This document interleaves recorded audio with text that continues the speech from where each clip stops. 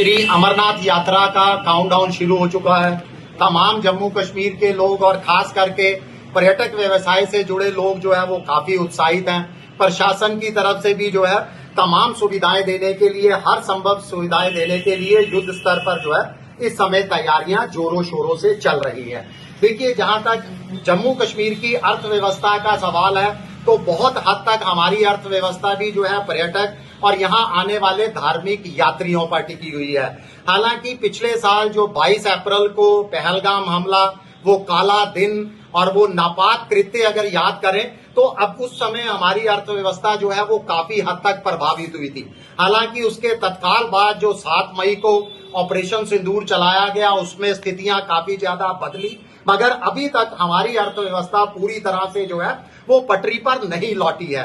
हालांकि पूरी उम्मीद है कि इस बार जो अमरनाथ यात्रा होगी रिकॉर्ड संख्या के अंदर होगी। रिकॉर्ड संख्या में जो है श्रद्धालु जम्मू कश्मीर का रुख करेंगे और हमारी जम्मू कश्मीर की अर्थव्यवस्था को एक विशेष गति और एक बूस्ट जो है वो मिलेगा। आज आप लोगों के माध्यम से शिवसेना यूबीटी जम्मू कश्मीर इकाई प्रशासन के समक्ष, सरकार के समक्ष, श्राइन बोर्ड के समक्ष और विशेष तौर पर जम्मू कश्मीर के माननीय उपराज्यपाल जी के समक्ष, जो कि अमरनाथ श्राइन बोर्ड के चेयरमैन भी है, मांग करती है कि यात्रियों को देने वाली सुविधाओं को लेकर, उनको सेवाओं से लेकर, जितने भी आप आउटसोर्स करते हो, जो टेंडर निकालते हो, उसके अंदर मात्र और मात्र प्राथमिक स्थानीय लोगों को जो है वो दी जानी चाहिए। और इसके साथ साथ देखिए, स्थानीय जो छोटा व्यापारी है उसके अंदर भी बहुत रोष है पिछले कुछ सालों से।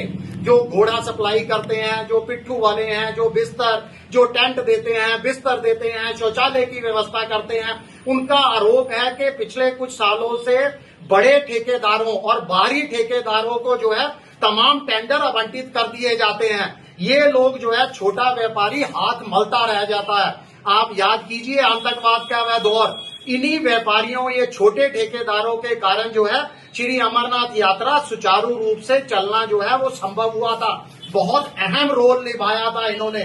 तो हमारी मांग है पारदर्शिता तरीके से बड़े ठेकेदारों को आप काम दीजिए, मगर छोटे ठेकेदारों को भी उनके अनुसार जो है काम आवंटित किया जाए। यानी एक को ठेका ना देकर तमाम लोगों में ठेके का जो है वो बांट दिए जाए। इसके साथ साथ देखिए, पवित्र हिम शिवलिंग के दर्शन भी जो है बहुत बड़ा मुद्दा बनता है। पिछले कुछ सालों से आप लोगों ने देखा है कि यात्रा अवधि के पहले 2 सप्ताह में लगभग 15 से 20 दिन के अंदर पवित्र हिम शिवलिंग जो है वो अंतर्ध्यान हो जाते हैं, जिससे आखिर में आने वाले या 15-20 दिन के बाद जो यात्री यहाँ आते हैं, जो श्रद्धालु आते हैं, वो निराश होते हैं, उनको दर्शनों का सौभाग्य नहीं प्राप्त होता। हमारी मांग है कि अगर आपने इस बार 59 दिन की 59 डेज की यात्रा निर्धारित की है, वो स्वागत योग्य है, मगर पवित्र हिम शिवलिंग के जिसका दर्शन करने के लिए दूर दूर से लोग और लाखों की संख्या में जो श्रद्धालु आते हैं, वह निराश ना हो, इसका विशेष ध्यान रखा जाए। यानी पवित्र हिम शिवलिंग को यात्रा के आखिरी दिन तक पूरी तरह से या दर्शनों के लिए सुरक्षित बनाया जाए। इसके लिए तमाम उचित जो है वो प्रबंध किए जाने चाहिए। इसके साथ साथ देखिए, जो लंगर संस्थाएं हैं उनको, वो भी इस समय जो है बहुत ज्यादा परेशान है। उनको सही समय पर अभी तक अनुमति नहीं दी गई है। और दूसरा देखिए, लंगर को लेकर इस समय जो पूरे देश के अंदर गैस की किल्लत चल रही है, उसको लेकर भी उनकी परेशानी जो है वो बहुत ज्यादा बढ़ गई है।